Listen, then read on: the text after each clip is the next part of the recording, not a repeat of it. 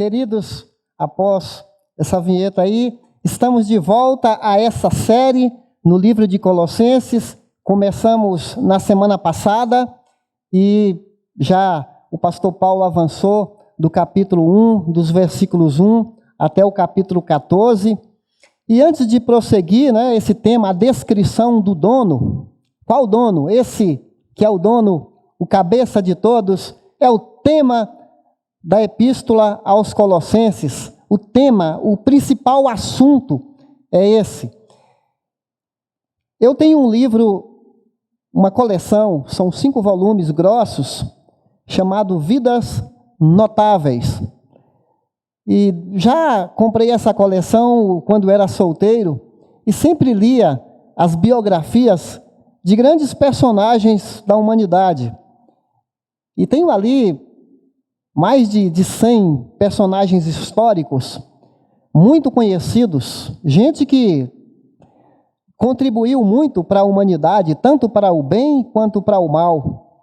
E pensando nos grandes pensadores, nas grandes mentes, lá já tenho lido ao longo dos anos sobre Confúcio, Sócrates, Platão, Maomé, Leonardo da Vinci, Karl Marx, Newton, Einstein, entre outros, muitos outros, dezenas e dezenas.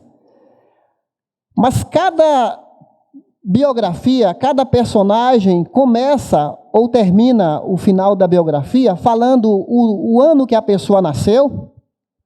Alguns até não tem nem a data precisa, mas a maioria tem a data que nasceu, a cidade onde nasceu, os pais, e sempre termina falando sobre quando morreu, onde foi enterrado, em qual cidade foi enterrado.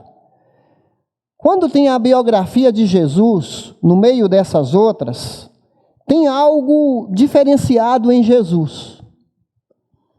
Porque Jesus morreu, mas ele ressuscitou. Então ele continua vivo. É uma presença viva, uma influência. Jesus não foi simplesmente um personagem histórico que deixou um legado, mesmo depois de morto. O legado de Jesus continua, mas não só o legado, os ensinamentos, a própria pessoa de Jesus ele continua vivo, mais vivo do que nunca. E os desdobramentos da sua morte não param, não conseguem parar. Tentam até tirar as marcas de Jesus, inclusive da história, a gente tem ouvido falar aí de pessoas anularem o antes de Cristo e o depois de Cristo e colocando uma substituição pela antes dessa era e depois dessa era, mas isso não tem pegado, porque não dá para anular, cancelar o efeito histórico de Jesus. Então nós vamos ver esse texto, que é Colossenses capítulo 1, versículo 15 a 23. Você pode ler na sua Bíblia essa passagem. Se você quiser, se conseguir nos acompanhar, nós vamos ter aqui na tela. Então eu vou começar essa leitura.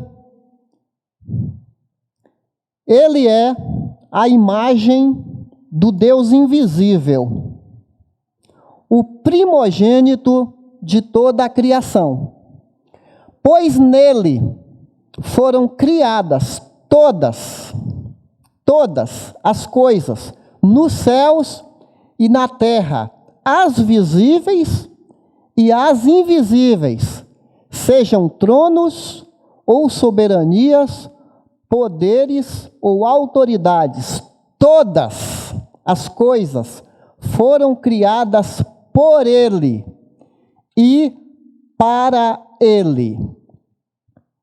Ele é antes de todas as coisas, e nele tudo subsiste. Ele é a cabeça do corpo, que é a igreja. É o princípio e o primogênito dentre os mortos, para que em tudo tenha a supremacia, pois foi do agrado de Deus que nele habitasse toda a plenitude. Por meio dele reconciliasse consigo todas. Observe como aparece essa palavra, esse pronome todas, né? Todas as coisas, tanto as que estão na terra, quanto as que estão no céu, estabelecendo a paz pelo seu sangue derramado na cruz. Antes vocês estavam separados de Deus e em suas mentes eram inimigos por causa do mau procedimento de vocês, mas agora ele os reconciliou pelo corpo físico de Cristo, mediante a morte, para apresentá-los diante dele santos, inculpáveis e livres de qualquer acusação, desde que continuem alicerçados e firmes na fé, sem se afastarem da esperança do Evangelho que vocês ouviram e que tem sido proclamado a todos os que estão debaixo do céu. Esse é o Evangelho do qual eu, Paulo, me tornei ministro. Que texto! Nós estamos aqui nas águas profundas da teologia, da cristologia. E quando não tem uma boa cristologia, afeta o entendimento da salvação. E muita gente não entende o impacto da vinda de Jesus, o porquê da sua morte e o porquê dos seus desdobramentos. Nós vimos aqui, nesse texto, um breve esboço aqui, bem simples, justamente para a gente não demorar muito num texto que precisamos de muito tempo para tratar. Cristo é tudo em todos. Ele é o cabeça da criação, do cosmos, do mundo. Ele é o cabeça da igreja e nós vamos ver também as implicações aqui desse texto. Eu quero propor agora para os irmãos, esse é o ponto central do que a gente vai conversar agora, vai compartilhar. Cristo é exaltado ao lugar de maior honra, e ele é digno de ocupar o lugar central da nossa vida. Ele já é exaltado. Nós não somos nós quem exaltamos a pessoa de Jesus. Ele não depende da minha exaltação pessoal, ou da nossa igreja, ou de qualquer igreja. Ele já tem, dado por Deus, a autoridade que ele mesmo falou: toda a autoridade me foi dada no céu e na terra. Ele por si só se garante, ele não depende, ele não é carente. Deus não é como o ser humano que oscila no humor, no sentimento. Ele é completo e tem uma posição exaltada e ninguém pode tirá-lo. Deus não é ameaçado. Às vezes tem pessoas que pensam num dualismo em que o bem luta contra o mal e às vezes as forças estão ali o tempo todo na saga dessa jornada nas estrelas. Esse Jornada nas Estrelas, tem ali um dualismo, o bem contra o mal. Star Wars, Guerra nas Estrelas, né? Confundi aqui.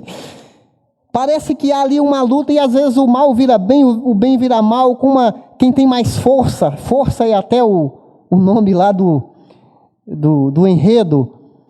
Ficam disputando. Deus é o Criador, ele não está num pé de briga de igual para igual, numa queda de braço com a criatura, inclusive as forças do mal. Então esse texto destaca quem é esse dono, quem é essa pessoa supremamente, absolutamente exaltada, que é o Senhor Jesus. A questão é que se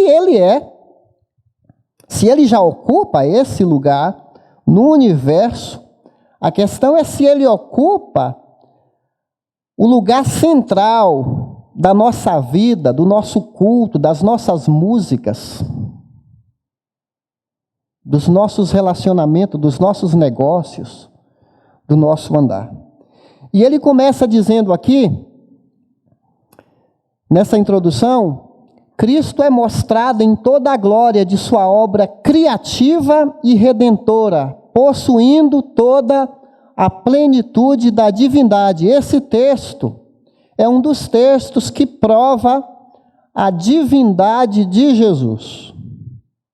Que Jesus não é igual a anjos, ou menor que os anjos, ou apenas superior aos anjos.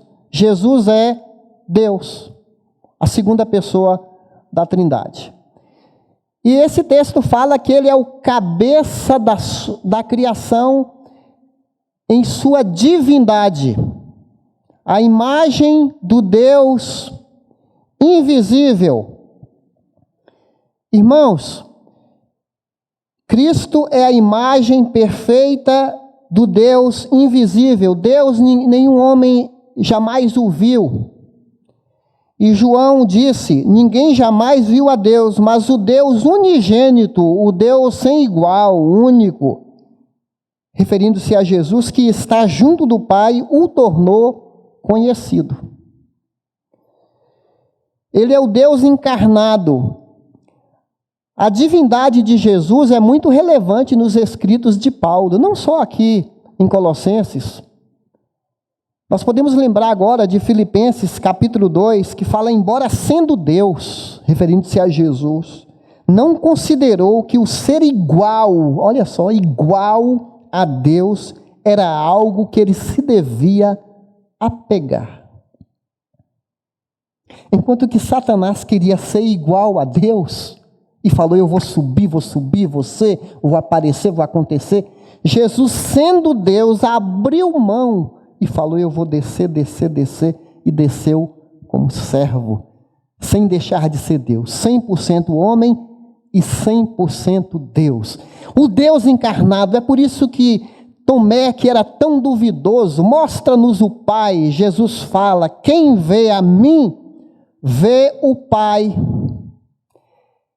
Hebreus capítulo 1 vai falar que Jesus é o resplendor, é a imagem do ser de Deus.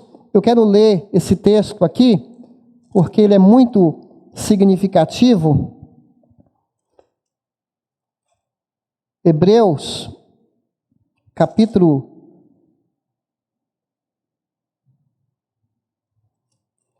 1, versículo 3, ou melhor, versículo 2, nesses últimos dias falou-nos por meio do Filho, a quem constituiu herdeiro de todas as coisas, e por meio de quem fez o universo. Olha novamente Jesus no início da criação. O Filho é o resplendor da glória de Deus e a expressão, observe bem, exata do seu ser. Jesus não é um retrato, Jesus não é um símbolo, é a expressão exata do seu ser. É uma palavra usada somente para Jesus em relação a Deus.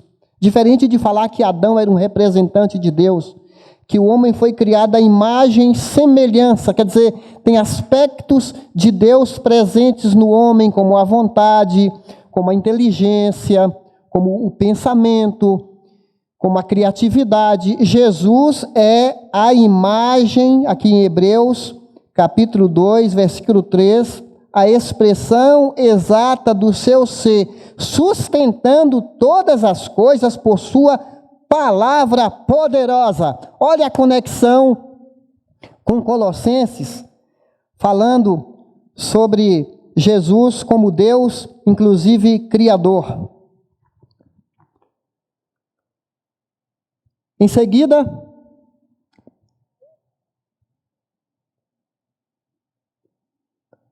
aparece aqui no versículo, voltando para Colossenses, capítulo 1, onde nós estávamos lendo,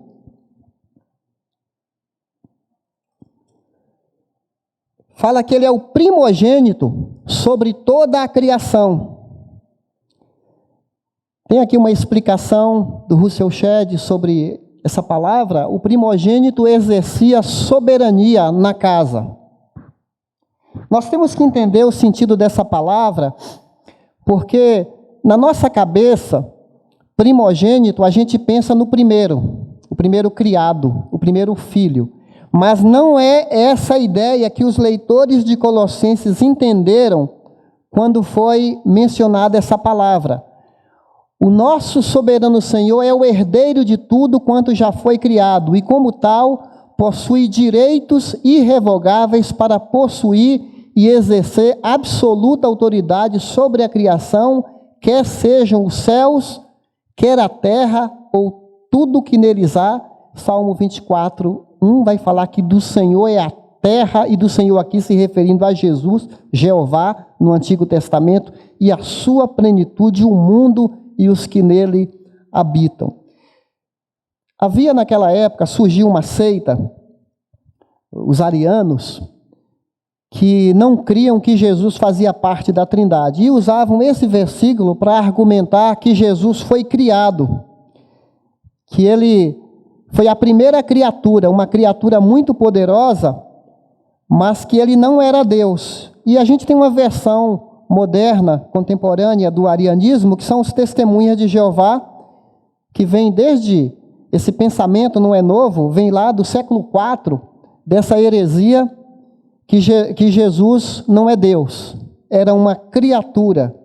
Acontece que essa expressão primogênito não tem nada a ver com nascimento. Jesus é antes da série criada, é fora da série criada. Ele é Deus e não um ser criado. Ele é filho de Deus, ele é filho da essência de Deus. Jesus é a causa primária de tudo o que aconteceu. Os filósofos gregos acreditavam que precisava ter uma causa primária, precisava ter um poder para criar, e o mundo precisava de um propósito. E eles sempre discutiam sobre isso. Jesus vai responder a esse pensamento filosófico, porque Jesus é a causa primária, foi ele quem planejou. Jesus é a causa instrumental, foi por meio da palavra, ele que criou. E tudo nele tem um propósito final. Ele criou por ele e para ele. Ele tem o propósito final. E os falsos mestres, a gente precisa lembrar também que essa igreja dos Colossenses estava sendo ameaçada, estava em crise por causa de falsos ensinos, de falsos mestres que chegaram para fazer a cabeça do povo. Então tinha ali uma influência de judaísmo, de gnosticismo misturado com misticismo. Sabe quando você está indo bem, você está querendo conhecer a Deus, aí começam a aparecer situações desanimadoras, você ora, não tem a sua resposta de oração como você gostaria, as coisas não começam dá certo, aí você fala assim, tem até um ditado popular, né? Quanto mais eu rezo, mais assombração aparece. Já ouviu isso? Tem gente que se desanima, Deus me desamparou, esqueceu de mim. Muito bem, tinha uma seita, essas heresias, esses ensinamentos, falavam que Jesus era muito bom, era de Deus, mas era insuficiente. Precisava de algo mais. Eles trouxeram aí um sincretismo religioso, porque no judaísmo, ele vai falar, a gente vai aprender mais lá no capítulo 2, de certas cerimônias que estavam faltando para o cristianismo, adoração a anjos, rituais, faça isso, não faça isso, se fizer isso vai para o céu, se não fizer isso vai para o inferno, usos e costumes. E todos os usos e costumes dos nossos dias, de fazer alguma coisa para ganhar o favor de Deus, já tem origem ali nessa questão da religião humana. O judaísmo trazendo o legalismo, você tem que impressionar, fazer para Deus para você ganhar o favor de Deus. E tinha também o gnosticismo. O gnosticismo ensinava que precisamos de certos segredos para alcançar a divindade. E eles acreditavam que Jesus não podia ser Deus, porque Jesus veio num corpo, e a matéria é má. Se a matéria é má, como é que Jesus podia ser Deus? Então eles não acreditavam que Jesus encarnado era Deus. Aliás, eles falavam que Jesus era um fantasma. Eles falavam que Jesus, quando andava na areia, nem marcas não deixava pegadas, porque ele era um fantasma. Porque eles acreditavam que Jesus era um tipo de ser inferior aos anjos. E aproveitou de um corpo, mas na cruz abandonou aquele corpo. É uma coisa assim tão mirabolante, porque eles acreditavam que havia um Criador supremo, e esse Criador irradiava a energia, chamado de aeons, ou éons, que eram emanações da divindade. Então, do Deus Criador do universo até chegar na matéria, esses seres angelicais foram se decaindo até chegar, eles chamavam Jesus de o demiurgo, que é um deusinho inferior que criou o mundo porque tinha contato com a matéria. Acreditavam que Jesus criou, mas era uma criatura.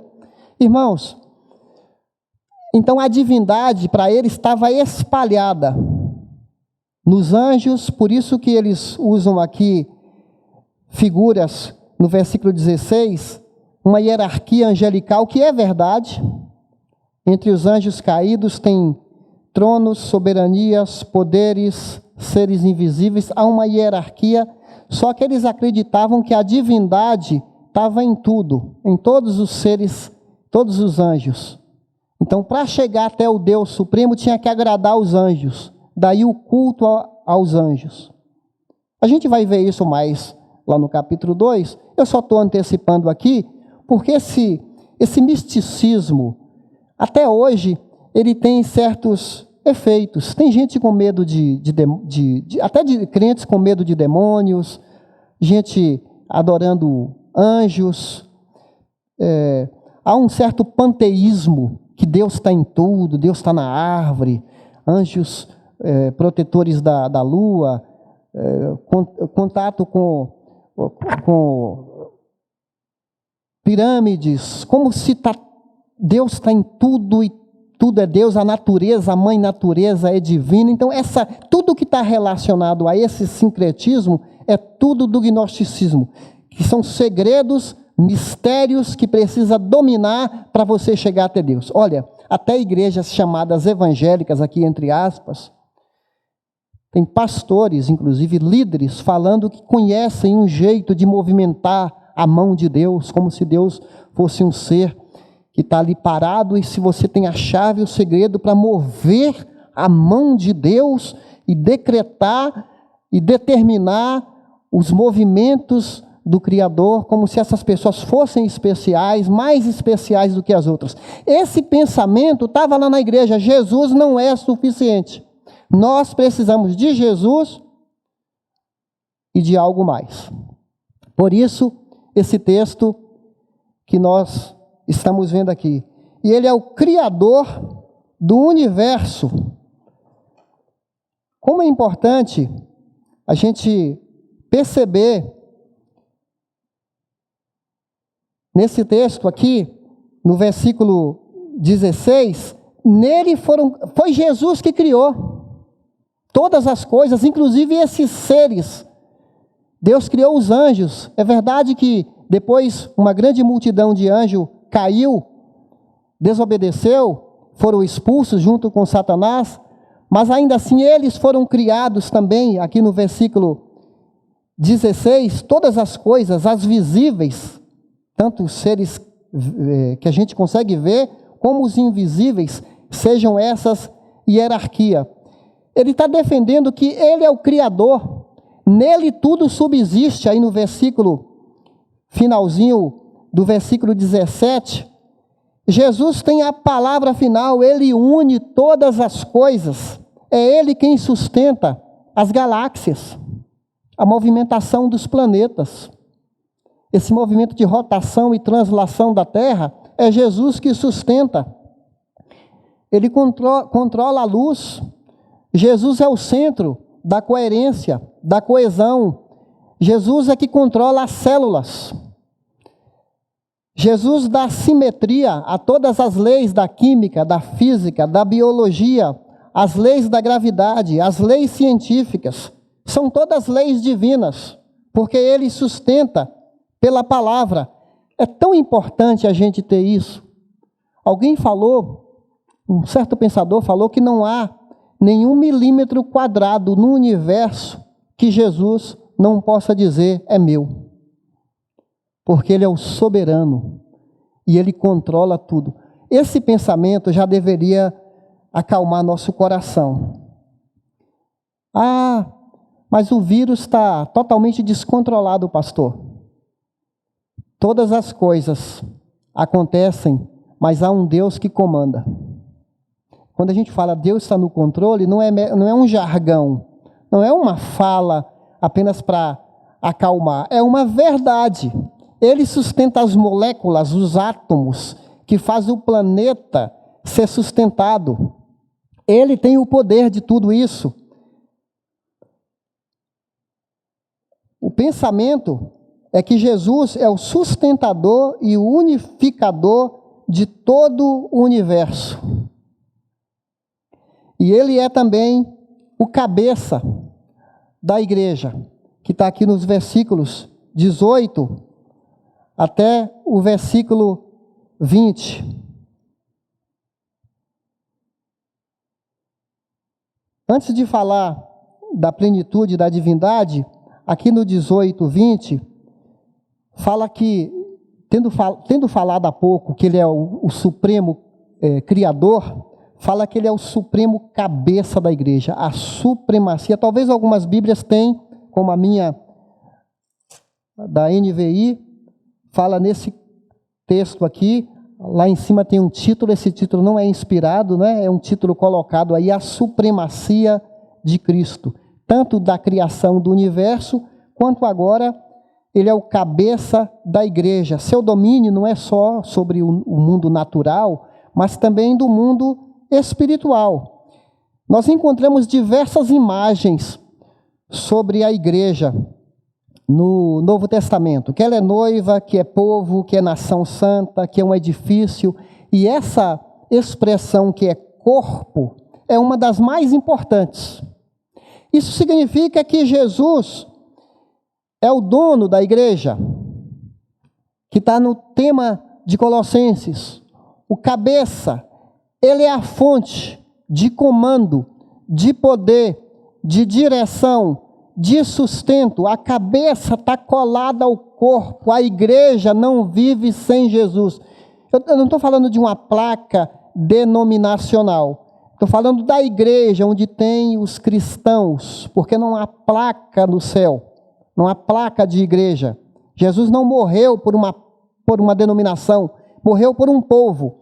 Esse povo, todos os cristãos, desde o início da igreja, em Atos, capítulo 2, nascimento da igreja em Pentecostes, até o último cristão que será salvo, está debaixo desse comando, dessa cabeça. Jesus é o dono da igreja, não há homens que são donos da igreja. Alguns até se atrevem, até projetam seus nomes em ministérios pessoais, alguns abrem franquias de igreja que vira negócio, inclusive.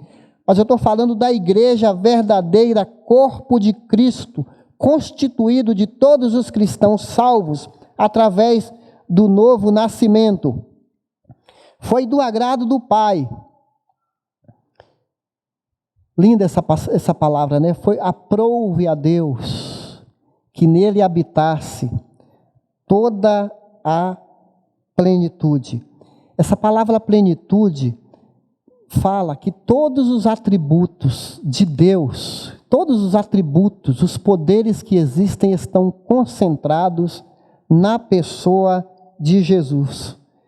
Tudo aquilo que os gnósticos acreditavam daqueles anjos, cada um anjo com poder, Paulo está combatendo, está confrontando a heresia, dizendo que toda a divindade está concentrada numa pessoa. Jesus não é um esboço de Deus, Jesus é o próprio Deus. A revelação plena e final de Deus está toda concentrada em Jesus. E ele é digno, por isso ele é exaltado à mais alta posição. E um dia todos esses seres vão se dobrar, seres caídos, anjos, homens, crentes e descrentes. Filipenses 2 fala que todo joelho se dobrará, querendo ou não querendo, diante desse Senhor, que é o Rei, que é o cabeça do universo. Será que Jesus assume a liderança da nossa casa, nós como maridos, de imitar o seu amor, nos sacrificando pelos da nossa casa? Será que a esposa também entende esse papel de Cristo como seu cabeça, que através do seu marido, num alinhamento, buscam estar toda a casa debaixo do senhorio de Cristo? E ele vai falar depois para mulheres, para homens, para empregados, que tentam sair desse alinhamento com aquele que é o cabeça de todos nós. Será que quando nós estamos em nosso momento de lazer, nosso momento de recreação, se passeamos, será que levamos em conta que Ele está nos dirigindo, que Ele está no nosso comando, que tudo é por Ele e para Ele, tudo foi criado por Ele e tudo converge para Ele? Então nós estamos vendo algumas implicações agora. E agora, Colossenses? E agora, Hortenses, né, povo do Horto, do IP? Quais as implicações aqui no final de Colossenses para nós? Aqui nos versículos 21, fala que antes vocês estavam separados de Deus. Estávamos separados, confusos, inquietos na mente, e éramos inimigos por causa do mau procedimento. Nosso mau procedimento era fruto dos nossos maus pensamentos. Estávamos afastados. Aqueles colossenses eram pagãos, não conheciam essa revelação. Como muitos de nós,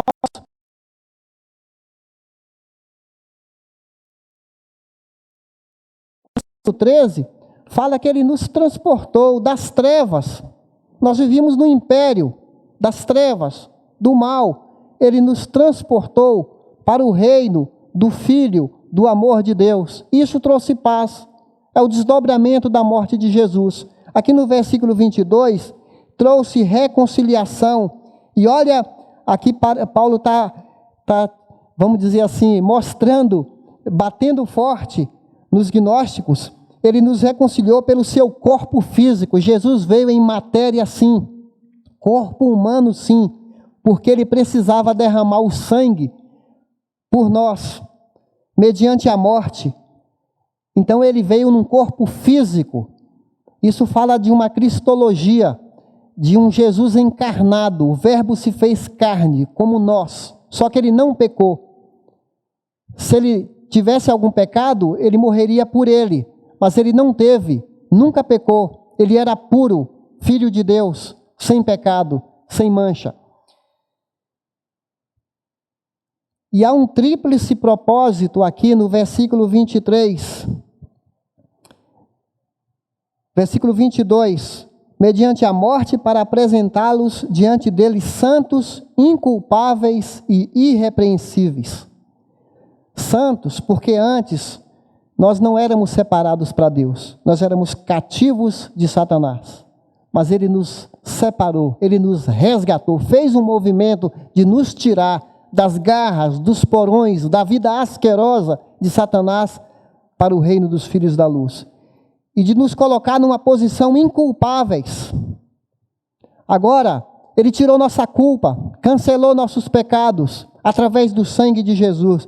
E irrepreensíveis, ninguém pode nos acusar, nem o nosso acusador pode apontar o dedo contra nós. Jesus é o nosso advogado. Ele nos defende. para nos apresentar, Ele está fazendo de tudo para apresentar a igreja inculpável, santa e irrepreensível, e nós fazemos parte da igreja. Portanto, resta-nos nos submeter ao senhorio de Cristo. Isso é tão tranquilizante para nós, para não ficarmos pensando, todos os caminhos levam a Deus. Não, só Jesus leva a Deus. Somente Jesus Cristo salva o homem. Não precisamos ter superstições, intermediários entre o homem e Deus, porquanto há um só mediador entre Deus e os homens, Cristo Jesus, homem. Está em 1 Timóteo 2, versículo 5.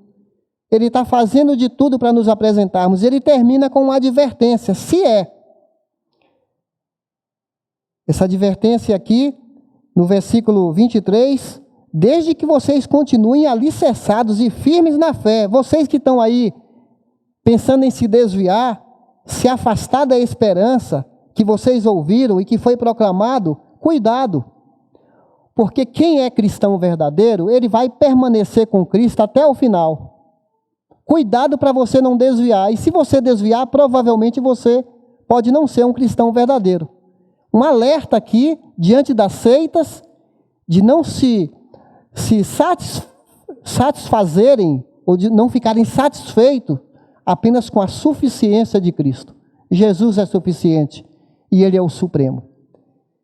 Então, meus queridos, que todo esse texto nos leve a essa reflexão de aquietarmos diante de tudo que está acontecendo nesse mundo e de continuarmos apegados a Jesus. Ele é o Senhor da história e todas as coisas contribuem para um bem maior, mesmo que a gente não compreenda o que está acontecendo. É nesse momento que a fé continua firme. A fé é o firme fundamento das coisas que não se veem, porque nós andamos pela fé e não pelo que nós vemos.